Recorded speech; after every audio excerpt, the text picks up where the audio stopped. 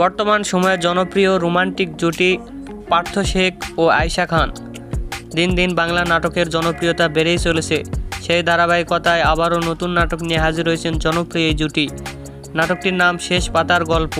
এই নাটকটিতে অভিনয় করেছেন বর্তমান সময়ের আলোচিত অভিনেতা পার্থ শেখ ও আলোচিত অভিনেত্রী আয়েশা খান।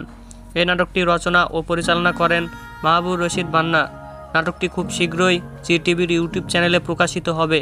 আপনারা দেখতে চাইলে অবশ্যই জি টিভির ইউটিউব চ্যানেলে চোখ রাখুন এবং নিয়মিত নতুন নতুন নাটকের আপডেট পেতে হলে অবশ্যই চ্যানেলটিকে সাবস্ক্রাইব করে রাখুন। পরবর্তী ভিডিওর জন্য অপেক্ষা করুন।